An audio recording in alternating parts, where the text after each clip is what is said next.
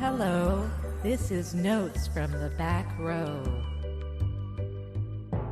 a podcast like no other. Different themes, rotating hosts, and so much more. So strap in for a veritable cinematic Coney Island of the mind.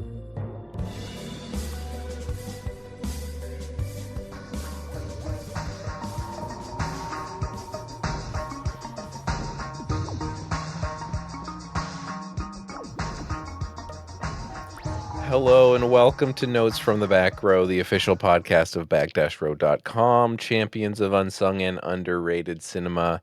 My name is Dan Gorman. I am here with Carlo. Heyo. And you know what that means. It's time. It's time for some crud. It's Cream of the Crud, where we talk about the movies we've been watching. We will answer questions from the audience. Sometimes we'll talk about notable releases or movies that we've screened. It's a potpourri of podcasting for the cinematically deranged. How are you? Me? Yeah. I'm fine. Yeah, like you just witnessed cleaning my cat's shit.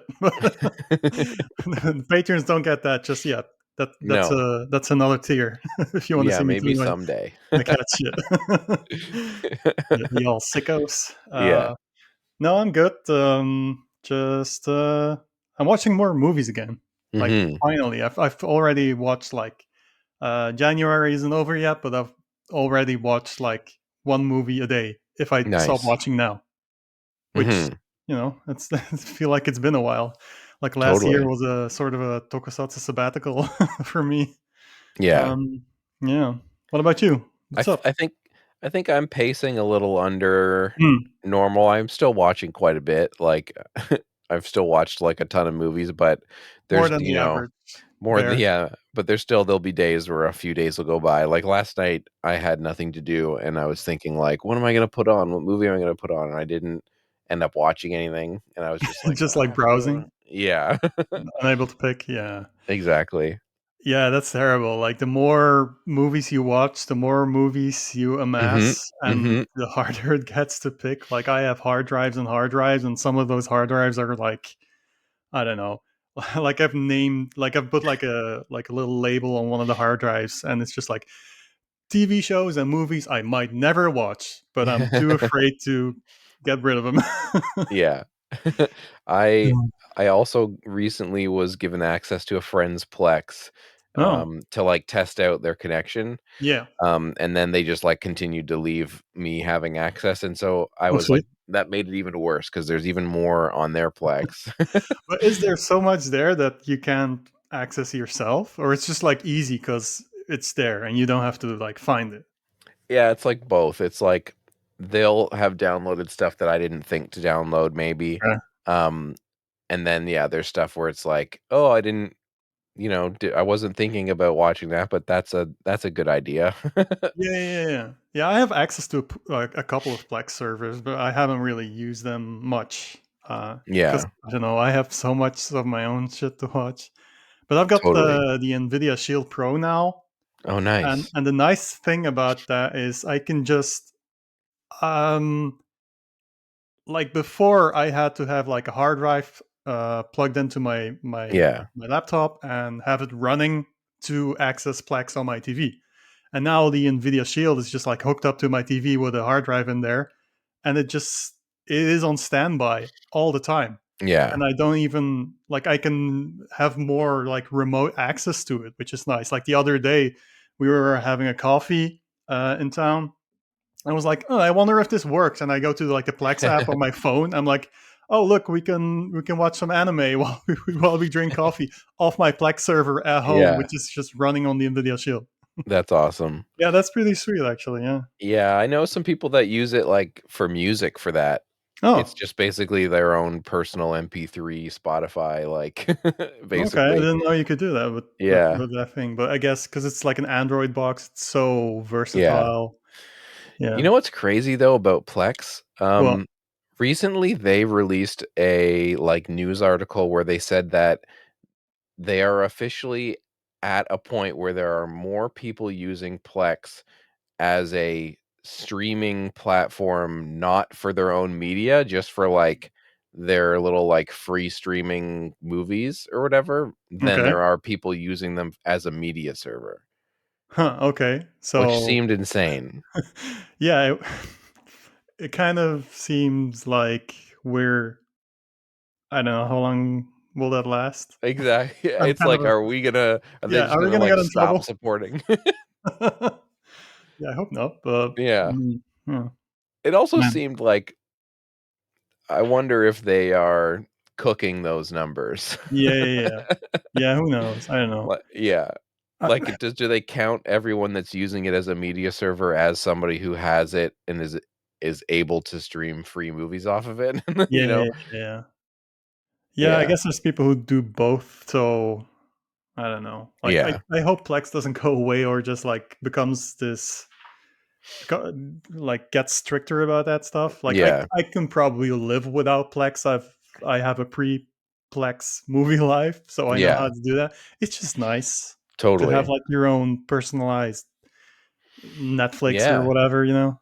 Exactly. And I do know that there's like, if you ever try and like look something up, if you're having a problem with Plex and you end up in the Plex Reddit and it's like Yeah. full of people who are like, they're like not fixing any of these problems and all they focus on is their free movie streaming and like putting their like having it so that you can see if a movie's on Netflix or not, and it's Hmm. like they Yeah, don't yeah, care about us or whatever. yeah. Yeah. Yeah, we'll see though, I guess. Yeah, we'll see. So far, so good. Yeah. It was actually how I my having my friends Plex was actually how I watched one of the movies that I'll mention today. And it was a movie that like I've seen before and that I own on VHS, but I was like, I'll watch this again right now because it's in front of me. Oh, okay, it's a movie you had seen before, but Yeah, yeah. it's been a while. Okay. Let's let's dive straight into our cruddy recommendation corner. Actually, Crud! we're gonna mix up the Mm. order of the show today. Yeah, I have Um, more movies to talk about for sure. Like last yeah. time, it was a bit, a bit more of a round table because we were three people talking. So I Hmm. just picked out one movie. Yeah. But like I said, I've been watching more, so I definitely have more to cover. Nice. Yeah, if I go back even further, I could probably have even more. Like, because Hmm. we didn't do the podcast in October, November, For like a December, year. Yeah. and all that shit. So, but yeah, what's the movie you were talking about? Is it the recommendation? It Like, is, it is. okay, So, the last time I watched this movie was, like, 6 years ago, mm, in, like, 2016 or that's something, long enough. and so it's from 1987, it's called Morgan Stewart's Coming Home.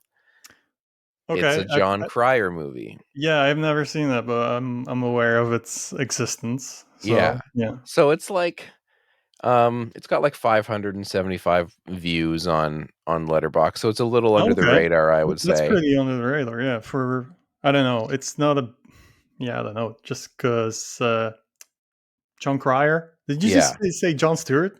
No, John Cryer. Oh, okay, maybe just like oh yeah, Morgan Stewart is the Yeah. character's name. Morgan Stewart, John Cryer, mixing it up in my head. Yeah. Um, but yeah, I'm aware of this movie. I'm kind of surprised at those numbers. Yeah, it was filmed before Pretty in Pink and released Mm-hmm. afterwards, and Oh, okay. Alan Smithy. it's an Alan Smithy joint. Yeah. It had 2 directors, somebody who was fired, Mm, like, after a certain amount of time, okay. and it's and I don't know what it says about me, but it reminds me in the sense of, like, you know how I really like Feds? And one of Yeah. the reason why I really like Feds is because it's such a low stakes FBI. movie. Yeah, and I love the FBI. Yeah. Yeah. Classic Dan.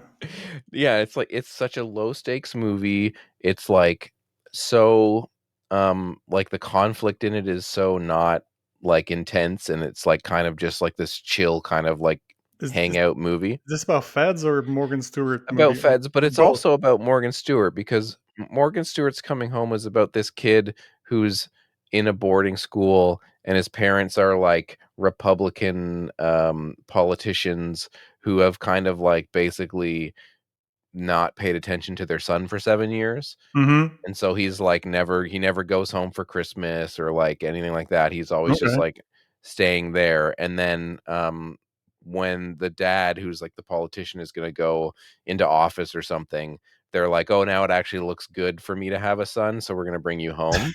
Okay. Yeah.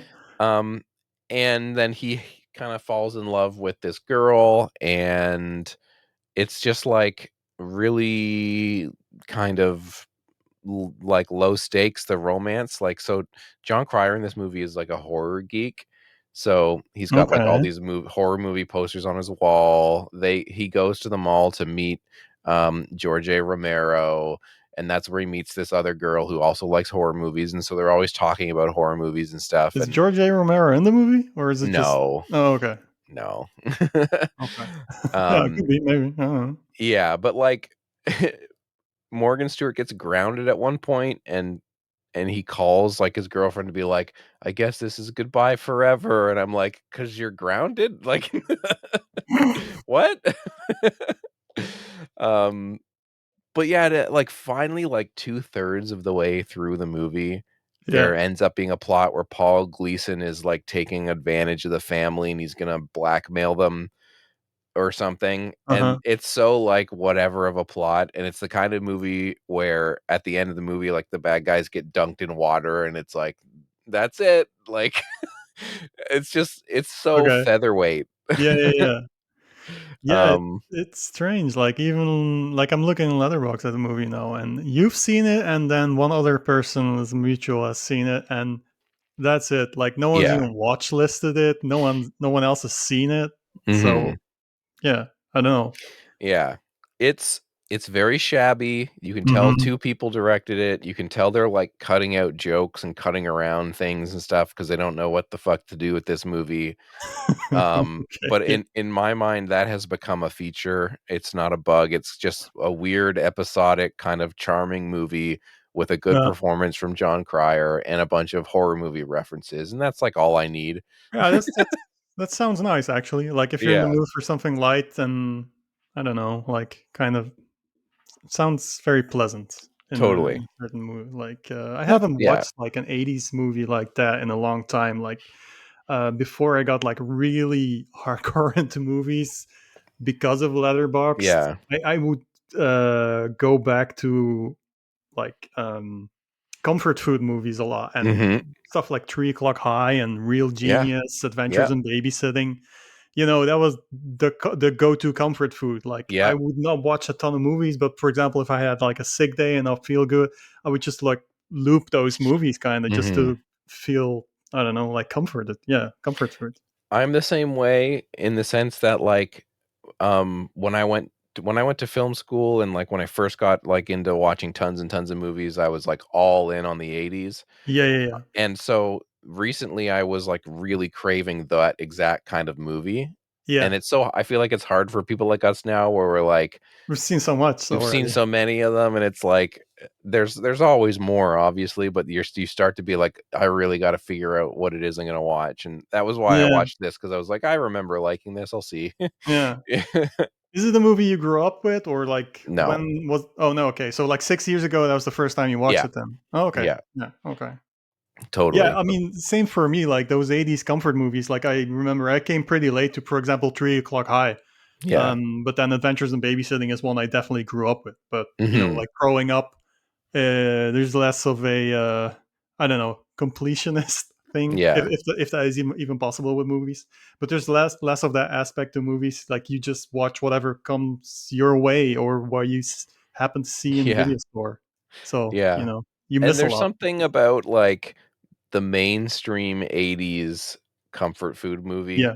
and that's what I was in the mood for. And I also recently watched The Wildlife again because I Okay. was Yeah. in that mood where I was like, I want like a kind of like not too sleazy, not too like PG, sort of Hmm. like, Hmm. raucous 80s teen comedy. Yeah. So you went to Yeah. wildlife, but not Fast Times. Yeah. Is there a reason for that? I think I like Too much I exposure with I saw Fast Times? Fast Times a lot, Yeah. when I was younger, and I feel like maybe I'm hitting a point where I'm gonna revisit it. Yeah. Okay. But I did have the wildlife in my mind as like I remember really digging that when I watched it. Yeah. Yeah. Nice. Yeah. Yeah, I've also had this like recent urge to just, I don't know, I haven't seen like something like trashy in a while, Yeah. like 80s, 90s, just like a real B movie. So I put on The Invisible Maniac the other Oh day. yes, yeah. Have you ever seen that one? No, but I saw that you logged it and I I was logged like, it, yeah. yeah. Because there was a Blu-ray release Mhm. recently, and I think it came over from VHS. Like there was no DVD, I'm sure, Mm. of The Yeah. Invisible Maniac. Um, yeah, directed by Adam Rifkin.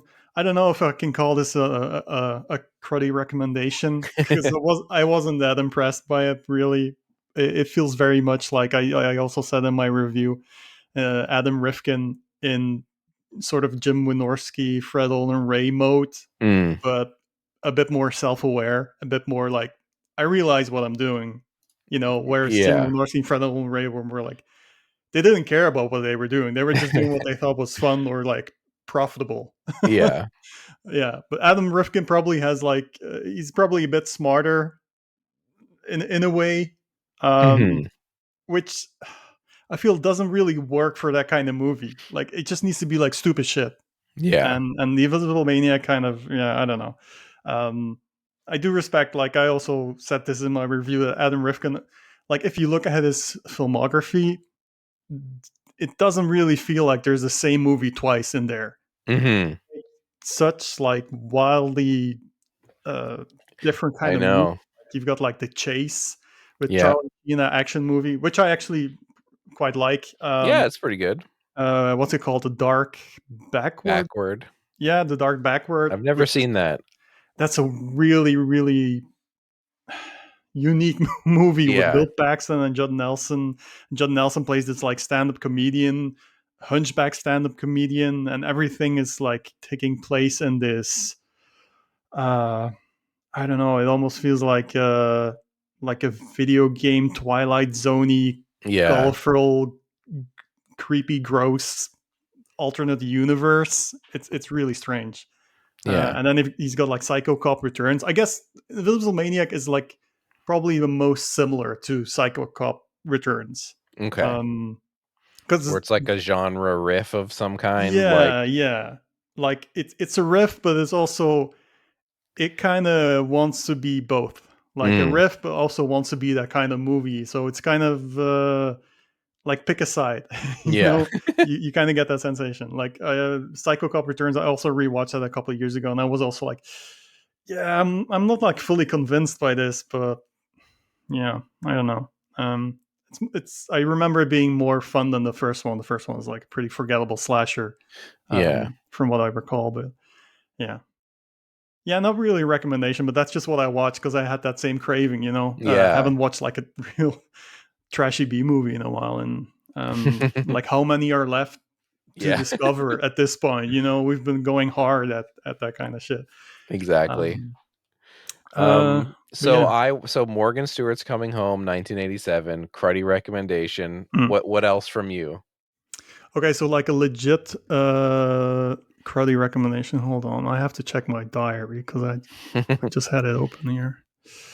Okay, let's see. I guess this is like a cruddy recommendation. I watched this this movie called Hentai Kamen. Okay.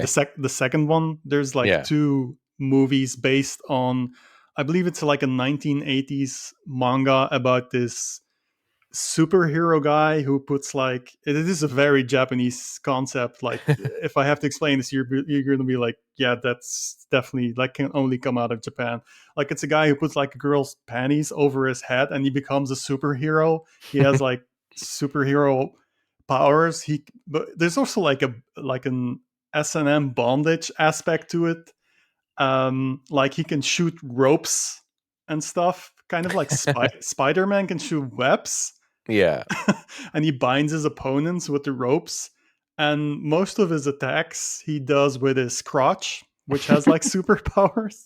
And okay, so this is all a manga, but not too long ago, like in the last decade, this director, a comedy director that I really like, Yuichi Fukuda, has done a lot of like really great comedy TV shows, movies, lots of manga adaptations. To Okay. be honest, I don't know why they took like this 80s manga and made 2 movies out of it. I remember watching the first one a while ago and was like, I can see why they did it, but I wasn't like fully convinced by like the final product. And then I think it was Michelle actually. Like we were going through my Plex and she wanted something light, something stupid. She's like, "Let's watch Hentai Kamen 2." I'm like, "Yeah, okay, sure, why not?" And had they seen the first one? uh, I think I was watching the first one and she was like probably in the same room Yeah, like what's going doing on? other stuff and like glancing over and being like, "Why is this guy fighting bad guys with his crotch?" Yeah. But then for the second one, I feel like they really went all in on, like in classic sequel style, like we don't have to explain anything anymore. We can just go Mhm. buck wild with the concept and just deliver nonstop bullshit.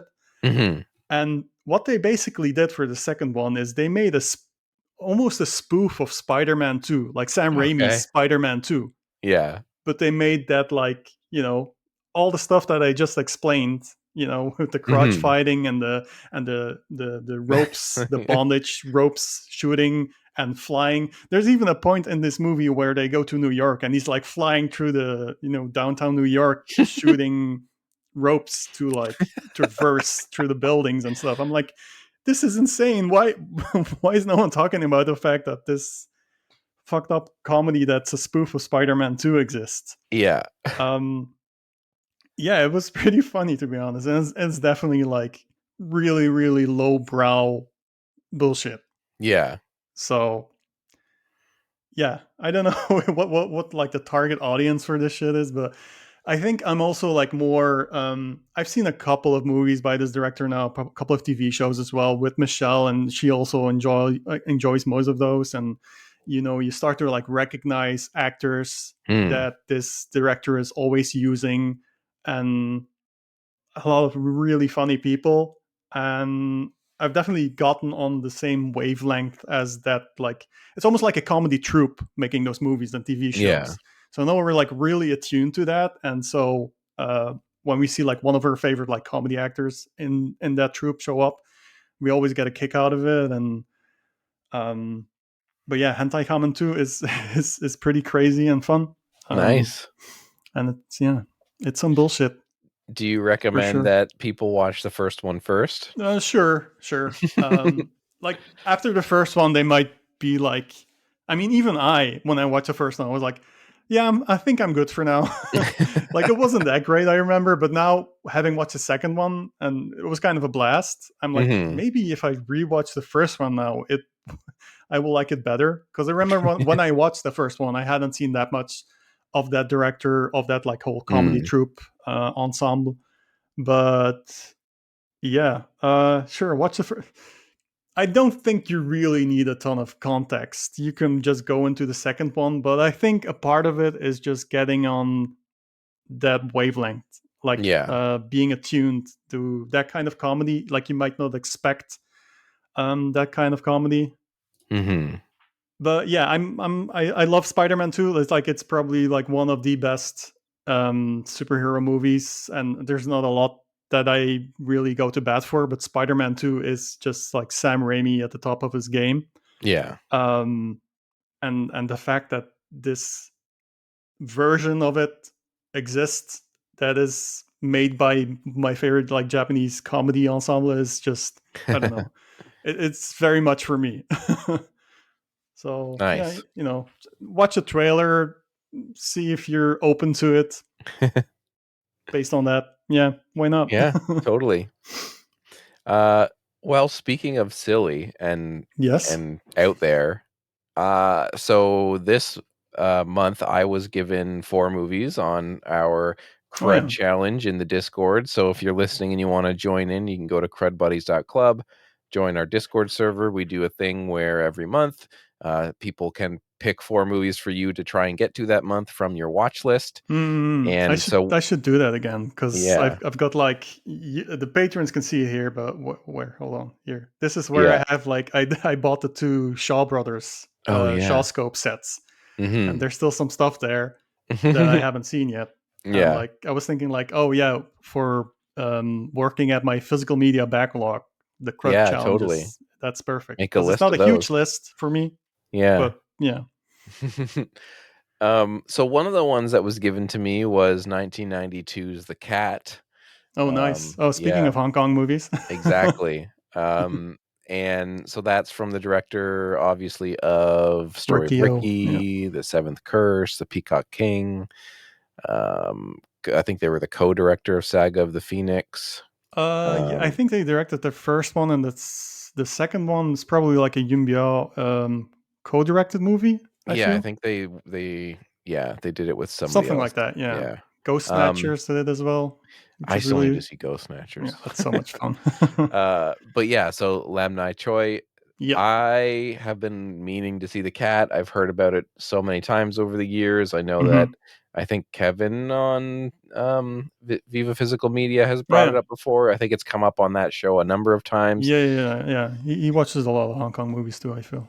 Yeah, and so I've just been like meaning to get to it, meaning to get to it. Yeah. Um, It's a cult and movie. I mean, honestly. exactly. Yeah. Because like And even in Hong Kong cinema, like Lam Nai Choi's movies stand on their own yeah. almost. It's you don't find a lot of stuff like that. Like it's not martial arts, and it's not like straight horror. You Hmm. know, it's also not like Rikio. Like Rikio's so exaggerated and a real comic Yeah. book of a movie. And the rest of his movies aren't that exaggerated, but they still are just like a unique flavor of Hong Kong cinema, Yeah. which makes it so cool. It's almost like, yeah, because like Peacock King and Saga of the Hmm. Phoenix is very like fantasy and like kind of Yeah. wild, and then there's, like you said, like Ghost Snatchers, which I've seen clips from, and it's Yeah. very like, it's kind of like comedic and silly, right? And Yeah, tons for of sure. effects, obviously. And then Uh, I know that I've seen you log stuff like Her Vengeance, I think, or Men from the Gutter, where it's like these look a little bit more harder edged. yeah, definitely grittier.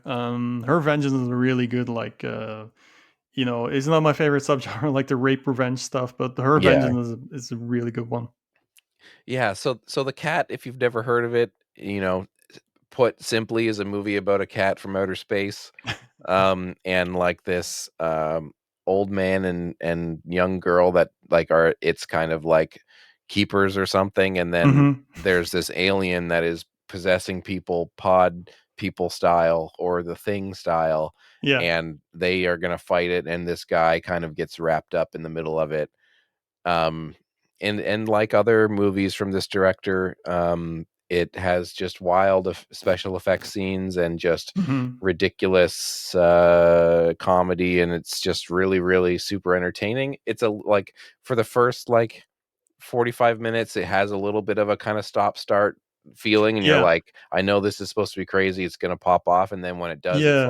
like I still enjoyed the first 45 minutes, but I could see somebody being like, I'm waiting around for the or whatever. But I loved it. Yeah, I think you also, because of the fact that a lot of people have seen it by now, like people in certain circles who are like really into that kind of like B movie Yeah. cults bullshit, they will hype you up to see the cat, and they'll, Yeah. because they know like the entire package, they know the full package like Hmm. from start to finish, and they know everything that happens. But then there's definitely some raiding around until the crazy kicks in.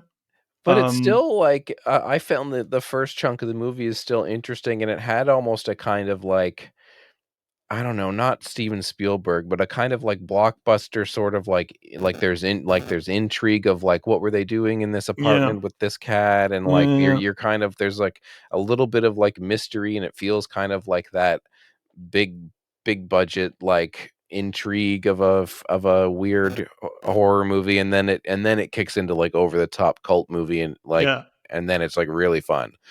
Yeah, for sure. That movie goes buck wild by the end. Yeah. And It's- and there's like a fight between the cat and a and dog that is just like amazing. yeah. It's all fake, bullshit. So Yeah. like people who are worried about seeing like an actual cat having They're to fight a like dog, puppets.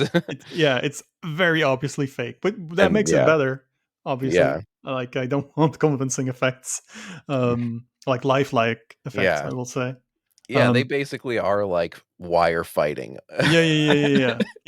Like what other movie gives you that? Like the Hong Kong Yeah. wire fighting, but it's a cat and a dog in a junkyard. Yeah.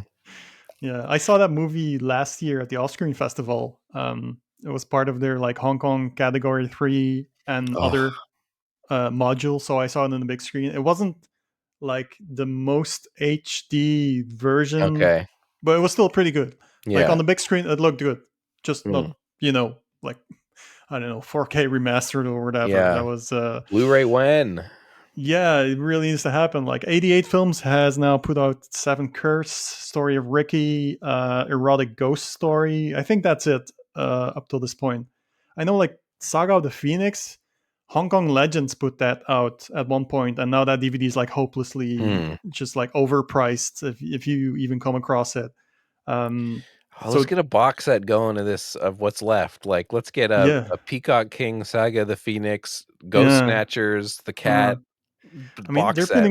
they're putting out so much Hong Kong stuff in general, like Eureka and 88 in particular, and because you've already got like 3 movies by that director, and what's left, there's still some really good stuff there. Like it'd be a shame if that never hits like Blu-ray, 4K, whatever. Like those all need like fancy editions because there's Yeah. hardly a miss in his filmography. Like he didn't direct a lot. Like he got started at Shaw Brothers, doing like I believe director of photography or something. Hmm.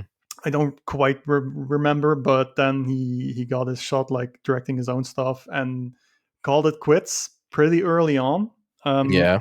I I want to say that Story of Ricky was his last movie, which Hmm. is like if it's not true, that's probably like I don't have I think to. the The cat Story of Ricky later. was 91 and Cat was 92. Oh, cat was okay. Then the cat was 92. I was gonna Yeah, say like if Story of Ricky is your last movie, that's like I know. boom, mic drop, like feast on that for the rest of eternity. But even Totally. the cat, that's not a movie where you're like, okay, this director is obviously on the way out. Yeah, no. Hell no. um, but yeah, that's Yeah, so watch the part of cat. it. Maybe part of it is just like the Hong Kong movie decline. I want to say, but 92 is too early for that. Yeah. Like the handover was 97, and it's at that point where you see the decline Hmm. um, in Hong Kong cinema output. Yeah, I 92, wonder. that's way too early for that shit. Yeah. Yeah. Well, the cat rules, so Yep. if you haven't seen it, you should check it out. Yeah, yeah. Check out every Lam Nai Choi movie you can get your hands on. Yeah. Basically, I'm gonna have there's to do like more. I believe there's like a dozen. Yeah. I still haven't seen Erotic Ghost Story, even though I have the physical edition, because I was like, it's a Lam Nai Choi movie on a fancy Blu-ray. I'm Mhm. not gonna buy that, so I did, but I haven't watched it yet. What's the general vibe on that? Do people like it or I think the consensus is that it's not his best movie. Like, it's okay. definitely, um, you know, the movie that the title sort of represents. Like Mhm. it's Chinese ghost story, but with nudity. Yeah, But yeah, it's hard to say without having seen it. I don't want to say okay. stuff that I Totally. disagree with later on, maybe. Yeah. But yeah, the consensus isn't. Um, I guess it hasn't convinced me yet to be like, okay, this is top of the list priority wise. Yeah. But I will get around to it. Of course. Yeah. Well, I still honestly I haven't seen Seven Curse. Oh shit. That's Yeah. gotta be my next one, but I really have been putting off Ghost Snatchers because I know it's like a Hmm. great one. From like the clips I've seen, it seems like a great one for Hmm. Halloween. So Yeah, for sure. yeah. Yeah, it's like a Ghostbusters thing in a Yeah. building with stupid, silly ass ghosts that show up like puppets. Like there's a Yeah. TV ghost, and it's literally like a TV set with legs. So it's That's like a amazing. TV set walking around. There's like a mahjong ghost, which is this kind of gremlin with a long snout thing, and it's very like a Amazing. vibey movie as well, Yeah. like late at night at the building, lightning and ghost shenanigans, and then they descend into hell, and there's like skeletons poking holes in guys' Yeah. feet and bullshit like that, Nice. Yeah. Well, what else for you now that I'm done talking about the cat? Let's see. I mean, I've been watching more stuff in preparation for the film festival as well, like the possibility that George Eastman might come. I rewatched Hands of Steel Ooh. because, yeah, they mentioned Hands of Steel as like, because we're going to do a robot module, that's for sure. And then the other thing is there's a recently released Joe D'Amato documentary that they're going to show at the festival. And Joe D'Amato isn't around anymore, so we can't have him as a guest. But George Eastman is still around, so we're trying to get him to come if that works out, and then focus on movies, like basically collaborations. Hands of Steel isn't one of those. That's not a Joe D'Amato, had nothing to do with that. But George Yeah. Eastman is like pretty prominently featured in it as one of the bad Yeah. guys. And because of the link with the robot module, I was like, oh, okay. Totally cyborg, yeah. Yeah, exactly. So someone brought it up, and I was like, yeah, I remember Hands of Steel being okay. I don't know if it's like the best in the post-apocalyptic Italian cinema thing, but even like the bar is kind of low with Yeah. those. Like I really like post-apocalyptic Italian cinema movies, but the bar is a little bit low. I know. Like, So we have been watching a bunch of those kinds of movies in the Time Bandit screenings, and oh yeah. whenever we pick one based off the poster, I'm always like, is this going to be the most boring movie ever made or a good movie? yeah, it can be both for sure. But no, Hands of Steel is a pretty good one. Like it was better than I remembered. There's some lulls in there, but really good Claudio Simonetti soundtrack. Yeah. I like what's his name, Daniel Green as Mhm. the Terminator guy. George Eastman as the Spaniard, a more convincing Spaniard than Sean Connery in Highlander for sure. Totally. I think I can sell this movie to listeners with two scenes. Do it. So the movie's about a cyborg. It also features a bunch of arm wrestling. Yep. So one of the things that it would sell this to people is that you would think, okay, if you lose the arm wrestling match, maybe you're gonna die, or like something really like bad is gonna happen. You're gonna get captured. But they have this setup where it's like if you lose, you get bit by a snake. Yeah. Which is in itself hilarious. But there's another scene where the Daniel Green guy is a cyborg, and he's like gonna, he's gonna agree to do an arm wrestle with a dude. And instead of just saying like, I will arm wrestle you, he writes "you're on" a piece of countertop, smashes it to break it off, and then tosses it at the guy's head. That scene is so instead of just being like, "you're on." Yeah, that is really just what were they thinking? It's obviously fucking geniuses. Those are the two. I think those are both of those scenes were just like my review on Letterboxd was like, this happened in this movie, 3.5 stars. Yeah, and also it's a pretty good movie. Yeah. But yeah, that shit is in there. Yeah. Yeah, Hands of Steel pretty good. I don't know if it makes it into the festival because we've only got like limited amount of movies to devote to like the Eastman D'Amato module. Yeah. And again, like I said, it's not a D'Amato movie. It had nothing to do with it. But because of the robot link, it might be like a backup title for in case like one of the robot movies is a no-go for some reason. So I'm hoping for that. But yeah, it was better than I remembered because someone brought it up at a meeting and they were like, yeah, Hands of Steel. I'm like, yeah, I remember that being okay. But now I kind of I'm like, no, that's definitely a movie you could do for both reasons, like Robot Eastman. It's perfect. And it's like above average for that kind of schlock. Like it's for sure. It's mostly entertaining, and a crowd would probably walk away being like, that was a fun, silly movie. Yeah, exactly. Because Joe D'Amato, he did some post-apocalyptic Italian cinema as well. Like he did Endgame, which also has George Eastman, and he did 2020 Texas Gladiators. I think Eastman is also in that. I haven't seen the 2020 Texas Gladiators. Everyone seems to say that Endgame is the better one.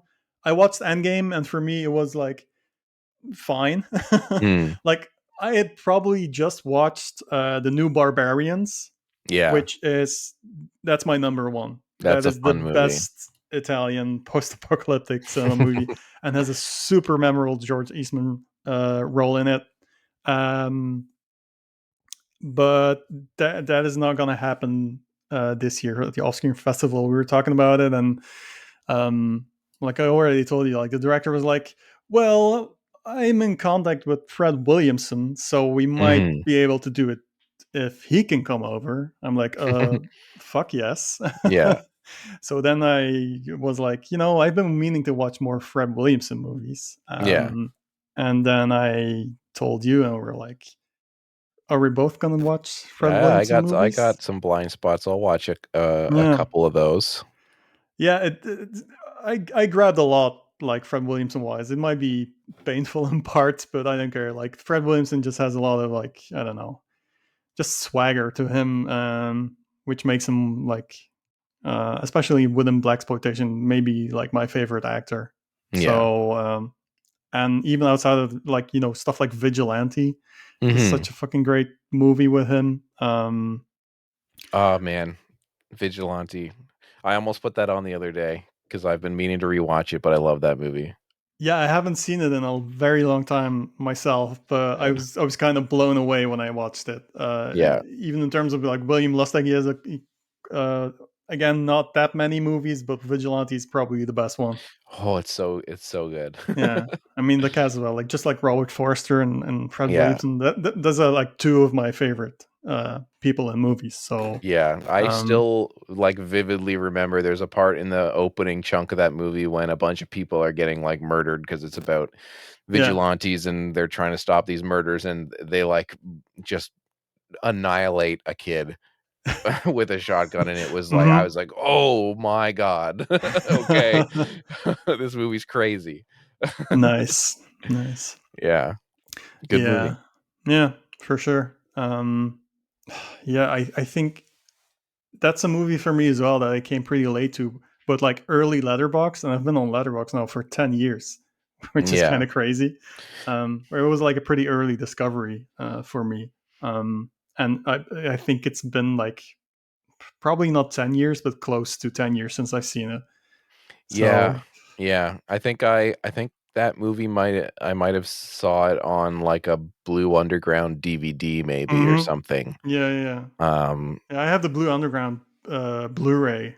yeah. Um, yeah, but time for a rewatch. But that's the thing as well. Like you always want to prefer to watch or discover new movies, but sometimes you just gotta like rewatch stuff. And Yeah. the more you watch, the more you like, the more you're like, I Yeah. don't know, putting off rewatches, and because there's so much that you could go back to, and it's just not Yeah. happening. And there's also other life stuff, and fucking hell. Totally. um, uh well, do you want to get into questions now or do you want one more recommendation do you from have each of us? another recommendation, or do you want one from me? Or Like, do you have another one that you could do? um, Do you I mean, want it's to a do pretty. like I did recently finally watch Shin Ultraman. okay. Um, I don't know if that's like a cruddy recommendation. It's a pretty big title, but I don't know how many people. Yeah, Um, weigh in on it. so Shin Godzilla came out, and Mhm. I think like Godzilla is more in the general zeitgeist of the world, you Mhm. know, and Ultraman not so much. I feel. Yeah. So I'm kind of curious, like how many people are excited, other than nerds like me, to see the new Shin Ultraman. Maybe based on the fact that it's part of the Shin Godzilla, Shin Ultraman, Shin Kamen Rider, which is coming Mm. out this year, of like this new trilogy of tokusatsu based on old properties that basically Hideaki Anno, who directed Shin Godzilla and who's going to direct Shin Kamen Rider and who produced Shin Ultraman, but like one of his best friends, Shinji Higuchi, and like collaborators, he directed Shin Ultraman. So Hideaki Anno is just a producer of Shin Ultraman, but it's that Mhm. team making those movies. Most people will know Hideaki Anno from before Shin Godzilla. He's like the Evangelion guy, Yeah. he's the guy behind that. Um, and yeah, I guess based on that, people will be interested in Shin Ultraman. But how many people grew up watching like an old Ultraman series? Or Yeah. I know like the distribution or like localization in terms of Ultraman was kind of a complicated story, more so than Godzilla. And I think it's also just harder because like Godzilla, they were all like standalone movies, and the original is such a groundbreaking uh, Yeah. classic. Whereas with Ultraman, it's like, okay, if you want to get into Ultraman, here's a TV show, and I don't know about the localization. Well, now it's Yeah. fine. You can buy Blu-rays, and it's everything is perfect now. But for a long time, it was like a really rocky road in terms of Ultraman.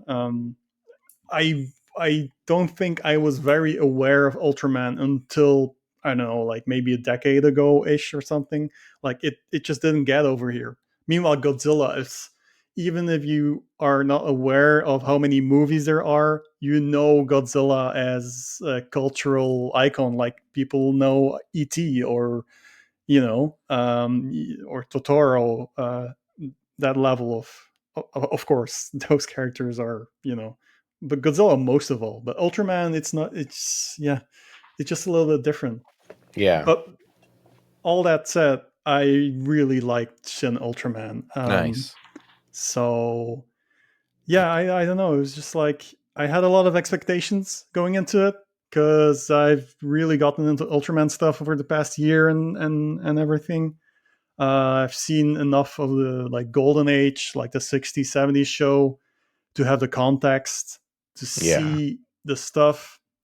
I watched an Ultraman. I'm like, okay, this came from that, and that came not from Ultraman, but more from Ultra Q, which is like the precursor Twilight Zoney series that eventually led into Ultraman. Yeah.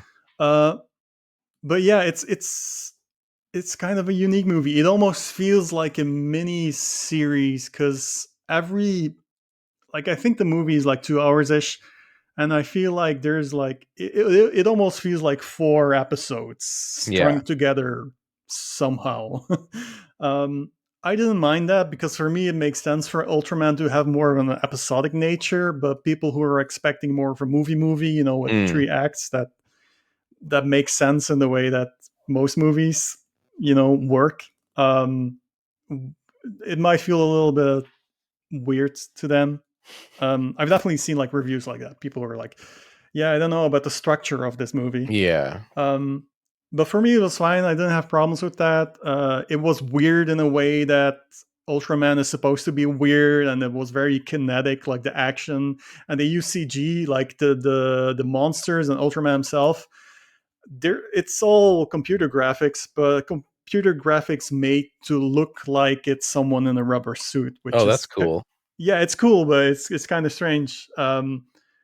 But I guess that works best for what they try to accomplish in terms of the action, like making that action work with actual people in suits would have actually been impossible because they do Yeah. some crazy shit with the characters in Shin Ultraman. Um, but yeah, also like the human characters, or like the human that doubles for Ultraman, um, uh, and the main female actress as well. Very charming, both of them.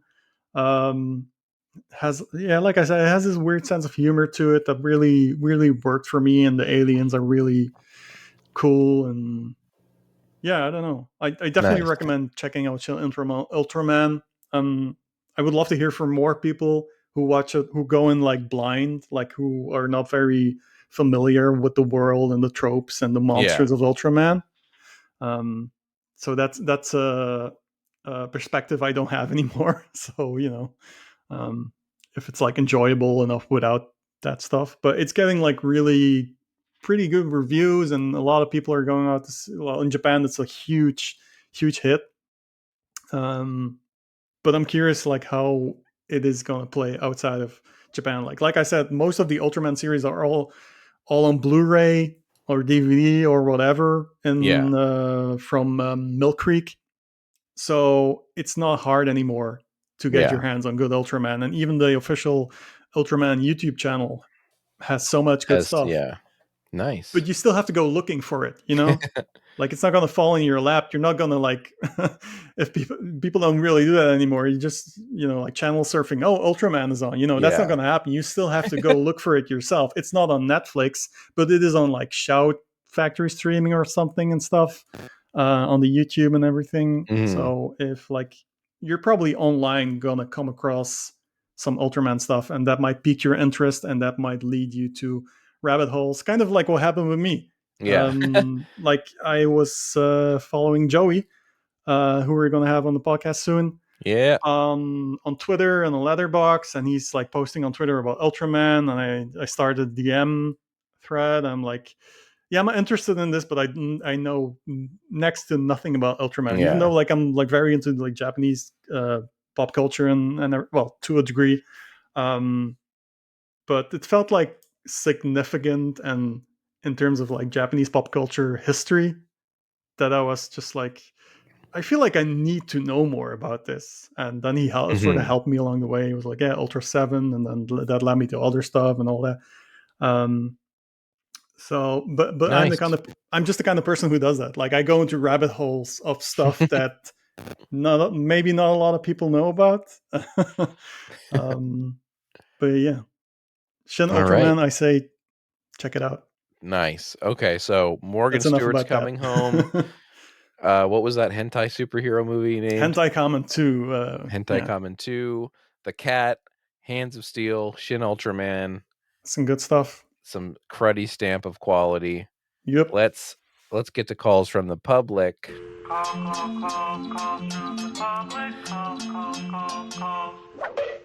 As mentioned, go to crudbuddies.club. There's a Discord link there. You can get into our channel. You can ask us questions.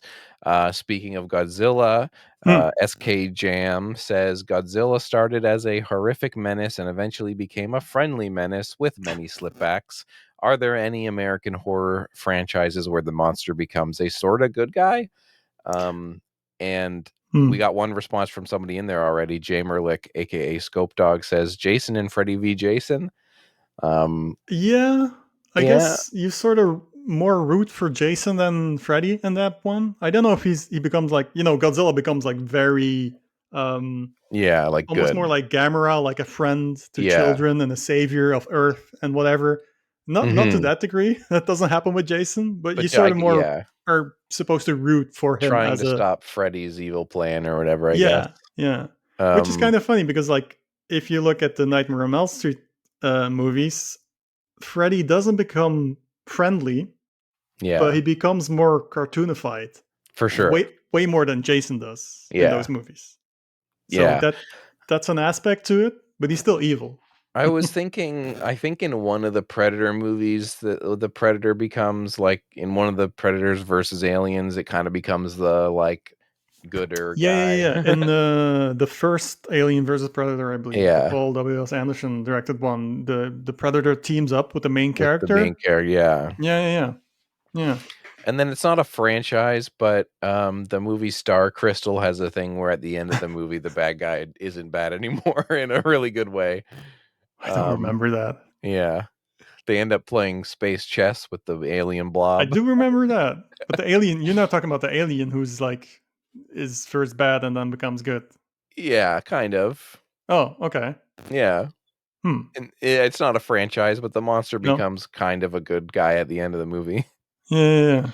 I don't know about the like horror franchises where there's that much of a shift, like all of them, like even the Chucky movies, they sort of become more more of like a character that you're following along, but not in a good guy way. Yeah, it's funny that you say good guy because Chucky. But no, with Chucky, I think it's more like Chucky becomes more and more the main character of those movies. If you compare it to like the first three, definitely. Like in Bride of Chucky, it's more like, Chucky's the main character. Chucky and Tiffany are the main characters, and then it sort of keeps that. I feel. But then, then the Nika character gets introduced, and then that's someone who sticks around in that series, and you're more rooting for her, I guess. But maybe, I don't know. It's interesting how those franchises sort of evolve into. you know, that shit, it can't stay scary. Yeah, So, you got to do totally. something with You it. got to do something.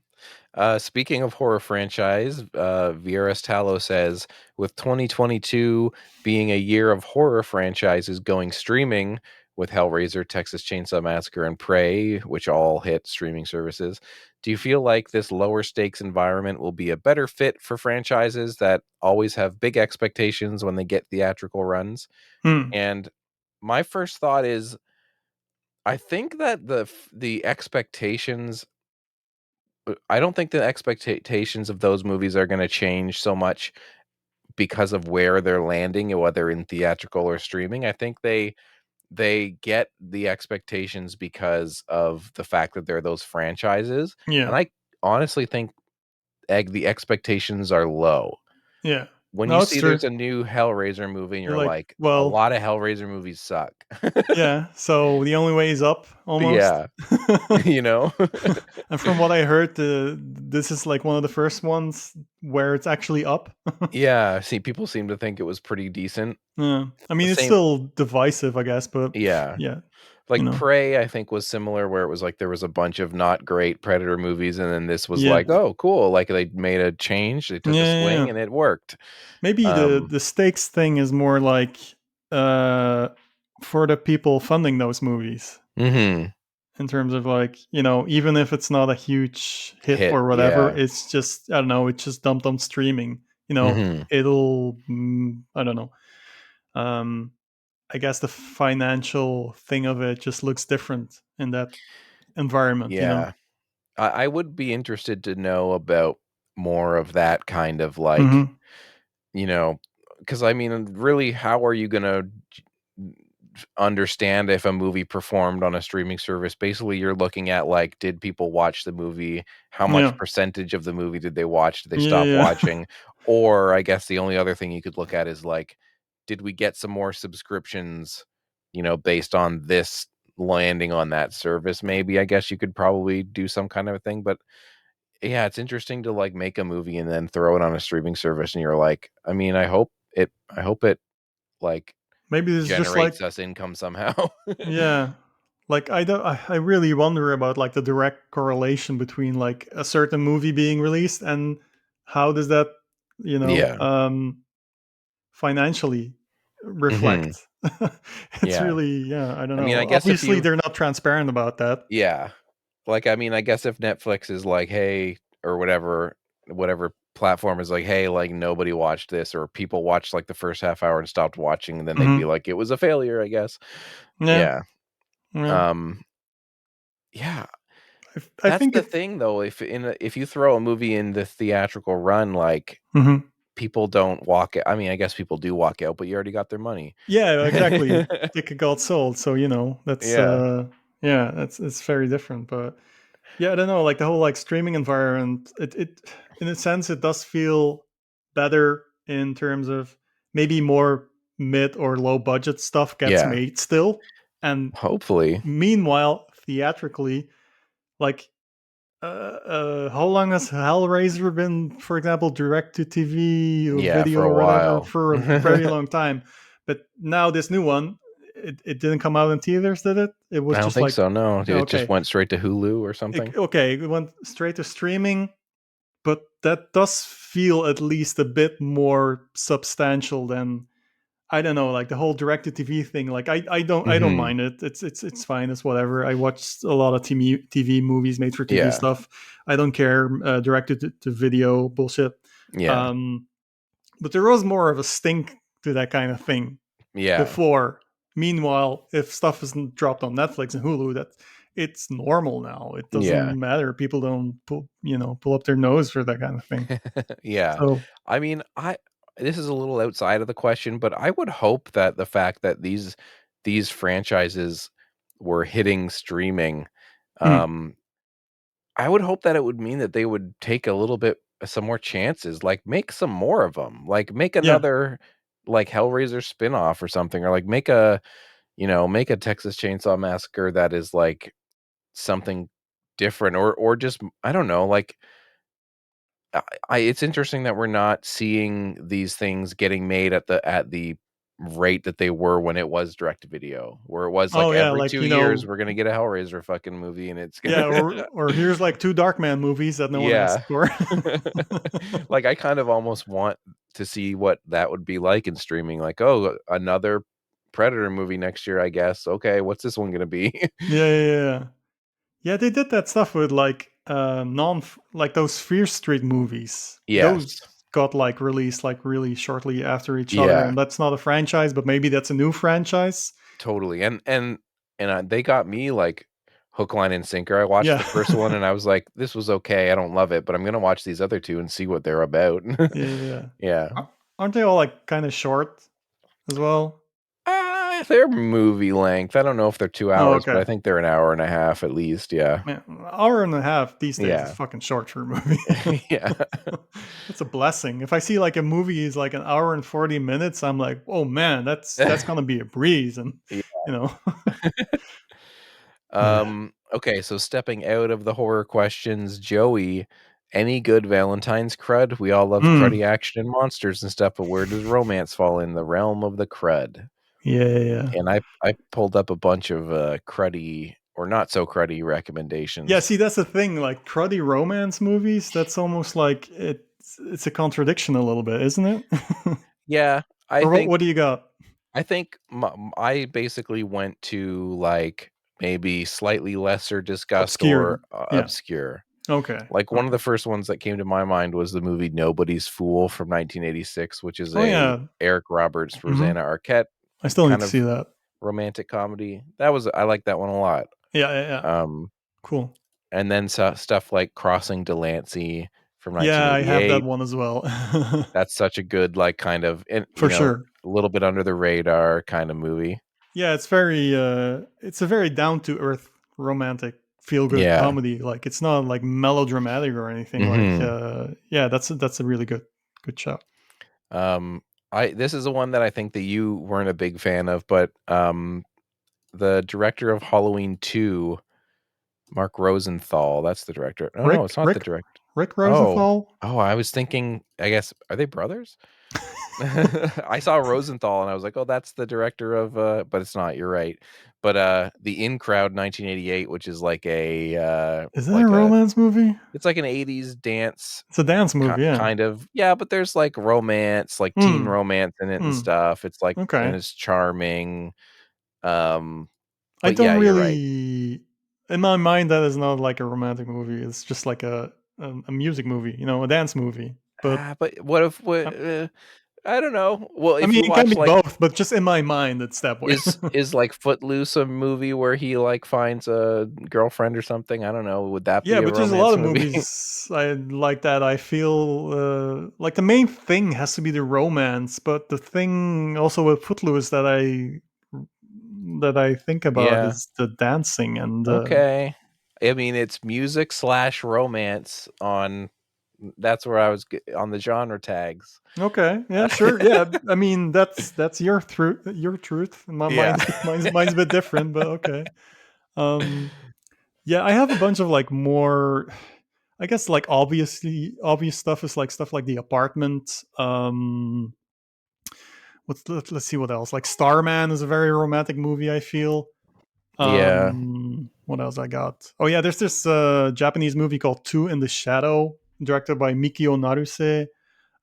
He did another movie called Yearning that I watched. Like both of those movies are like tragically romantic. Real gut punches, hmm super good. I wouldn't call it crud, but I guess like even a movie like Two in the Shadow only has like 3K logs on Letterboxd, which I don't know for hmm a director like Mikio Naruse is a pretty big name in Japanese cinema. It still feels kind of low. Um, let's see what else. History is Made at Night is a really good like 1930s romantic movie with Nice. Jean Arthur. Um, Jenna, I think Jenna put that in her like top something list. I feel like she mentioned that recently somewhere, some in a list. I don't really remember. I know she's seen it and she liked that one a lot as well. One of the movies that we talked about for the Martin Short not documentary episode of our show, Cross My the Heart from 1987. yeah, yeah, I yeah, liked that movie. I thought it yeah, was cute and charming and pretty funny. yeah. That's definitely a romantic movie. No argument there. That's Yeah. in the first place a romantic movie for sure. I Yeah, I thought that was pretty all right. Yeah. I wanted to mention this one, but it's maybe the one of the bigger movies. It's got like 13,000 views. Okay. But Dogfight with River Yeah, Phoenix and Lily Taylor, that's such a good movie. yeah, that's a super good movie. I also wanted to mention that one, but I'm actually also surprised it has like 13,000 Yeah. views at this point on Letterboxd. I guess more people have discovered it.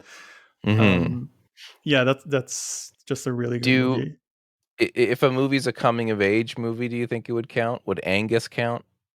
I also thought about Angus because Angus definitely has like maybe not He's got he wants a relationship. It's yeah, got a yeah. romantic aspect to it. Angus is a super good movie, and I just want to allow it based on the fact that it's a super good movie, and it's a very sweet, heartfelt movie. Oh, one of the greats. Yeah, for sure. Totally. Yeah, what else I got? There's a bunch of like Neil Simon written or Neil Simon like movies. Goodbye Girl? The Goodbye Girl for sure. That's a super good movie. There's also this movie with Goldie Hawn called Butterflies Are Free from 1972, which is still very under the radar, I feel. And it's not a Neil Simon, like he had nothing to do with this movie, but it feels like one of those, like adapted from a play. Very sweet, funny, really, really good performances in that one. A Touch of Glass is one I really liked as well with George Segal and Glenda Jackson. I gotta see that one. Yeah, it's also still pretty. I don't know, like 2K people have watched it. I think like I have a really really obscure one that is definitely like, if crud means in the meaning of obscure, this one definitely counts. Like no one else that I know on Letterboxd has seen it. It's a movie starring Amy Irving. Michael Onkeen is in it as well. People might know him as the sheriff from Twin Peaks. Alex Rocco. It's a movie called Voices from 1979, which is Amy Irving plays a deaf girl in it, and she wants to be a dancer. Michael Onkeen, on the other hand, he's like a nightclub singer, and they fall in love. There's like a romance, but it's complicated because he doesn't really know what's the best approach, because she's deaf and she's insecure because of that and everything. And this is a very sweet movie. Like it really touched me. And by the end, I was kind of like choking up a little bit because their relationship is just very, he can be kind of a dumbass, and she's just really, I think Amy Irving is a really underrated actress in general. But yeah, that movie has like 86 views on Letterboxd. Oh, that is super. Like no one is watching my this watch shit. list. Yeah, you should check it out. It's that's like my number one recommendation, I guess, in terms of, because it's so obscure, Yeah. So yeah, Voices from 1979, directed by Robert Markowitz. Nice. All right, there's your Valentine crud, Joey. Yep. You got a lot to watch.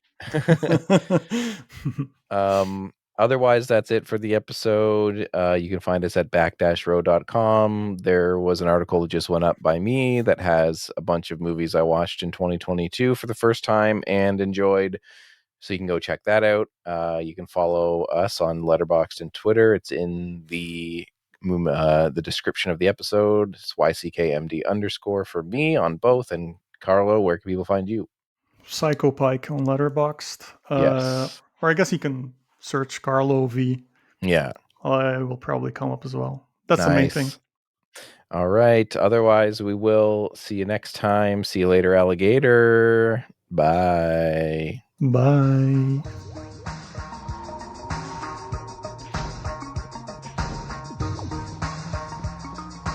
Only Patreons get to see the dancing. Only I may dance.